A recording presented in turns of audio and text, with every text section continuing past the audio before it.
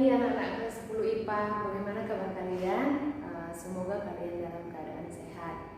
Oke, bagi kamu yang belum mengenal saya, inilah saya Miss Marlena, guru fisika kamu selama 1 tahun ke depan akan membimbing kamu di dalam materi fisika. Oke, nah di minggu sebelumnya saya sudah pernah mengirim konsep daripada besaran dan satuan di Google Classroom ya. Di sana saya lupa mencantumkan ini dimensi besaran pokok ya. Saya mencantumkan besaran dan satuannya, namun saya lupa mencantumkan dimensinya.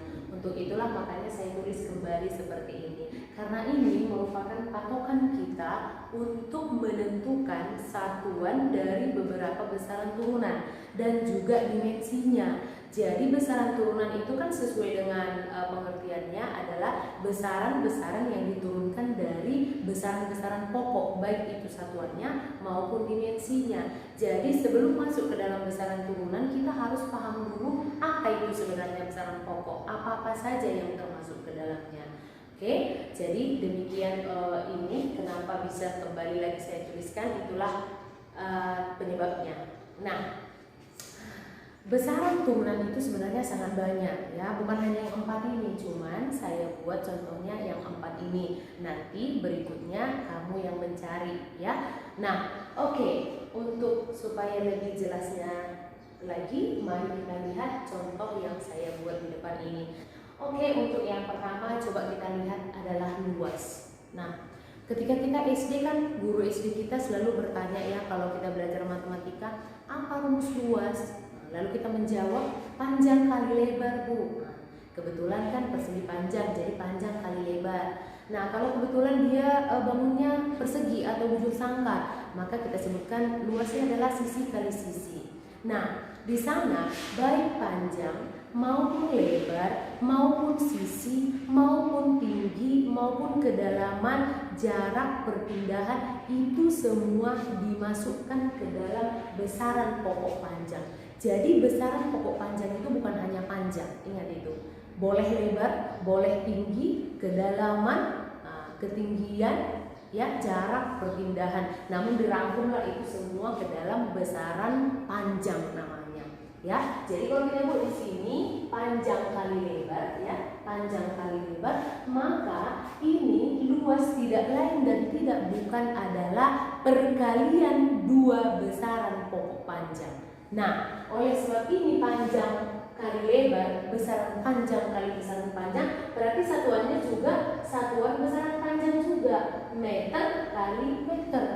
Nah, meter kali meter itu apa hasilnya? Meter pangkat 2. Oleh sebab itulah luas itu memiliki satuan meter pangkat 2. Ini dia. Nah, inilah satuannya. Lalu kalau dimensinya, Bu, ya, ini satuannya. Lalu kalau dimensinya bagaimana, Bu? Tinggal kita lihat saja apa dimensi meter. Nah, dimensi meter itu kan L. Lalu kan ini kan ada pangkatnya, yang sudah tinggal bikin aja pangkat 2. Nah, itu dia, inilah namanya dimensi. Nah, oke, jadi yang di atas adalah satuannya, yang di bawahnya adalah dimensinya. Ini dia ya. Oke, kemudian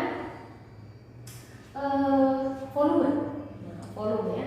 Nah, kita juga waktu SD pasti belum lupa panjang kali lebar kali tinggi, kalau kubus sisi kali sisi atau rusuk kali rusuk kali rusuk. Nah, itu dia ya. Nah, itu juga termasuk ke dalam besaran pokok panjang. Berarti ini volume itu adalah perkalian 3 besaran panjang. Lalu kalau begitu satuannya juga meter kali meter kali meter. Tadi pun sudah saya bilang lebar itu termasuk besaran panjang, tinggi juga termasuk besaran panjang. Maka ini satuannya adalah meter pangkat 3 atau sering kita sebut dengan meter kubik. Maka dengan itulah volume itu satuannya adalah meter kubik. Nah, ini satuannya. Nah, kalau dimensinya sama.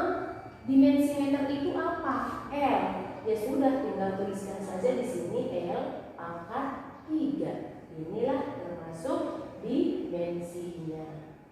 Oke, nah untuk yang ketiga yaitu kecepatan. Kecepatan itu merupakan perpindahan dibagi dengan waktu.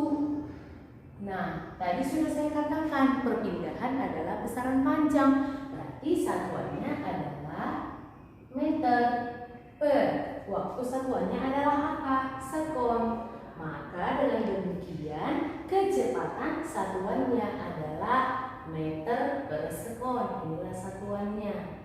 Oke, untuk dimensinya tinggal lihat dari tabel. Meter apa dimensinya? L. Per. Sekon apa dimensinya? T. Maka dengan demikian L per T. Namun ini biasa dituliskan di atas semua, jangan ada yang di bawah per. Nah, L pangkat 1 tidak usah ditulis, kan dia tetap di atas. Kemudian T-nya kita naikkan ke atas, T. Nah, tadinya waktu T di bawah pangkatnya 1, pangkatnya positif 1, tidak ditulis ya. Nah, karena dia sudah naik ke atas, pangkatnya jadi berubah tanda menjadi tanda negatif. Kenapa bisa begitu, Bu? Di matematika sudah dipelajari, di SMP juga sudah dipelajari ya. Oke, jadi inilah dimensi daripada kecepatan. Ini dimensinya. Oke, kemudian yang keempat adalah percepatan. Nah, percepatan ini adalah kecepatan dibagi dengan waktu. Sebenarnya kan di sini kan kecepatan sudah kita tahu apa satuan kecepatan di sini, meter per sekon. Nah, ini masih milik si kecepatan, ini masih satuan si kecepatan. Jadi waktunya masih kurang karena di bawah ini masih ada waktu.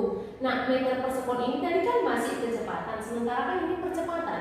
Berarti ini kurang per sekonnya. Nah, udah.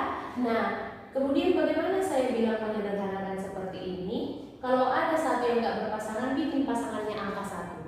Meter per sekon per. Ini kan tidak ada pasangannya. Sekon yang di bawah, bikin aja pasangannya 1. Nah, kalau sudah begini sudah gampang. Nah, ini tandanya artinya adalah bagi. Per itu artinya bagi ya. Meter per sekon bagi sekon per 1. Nah, bagaimana lagi?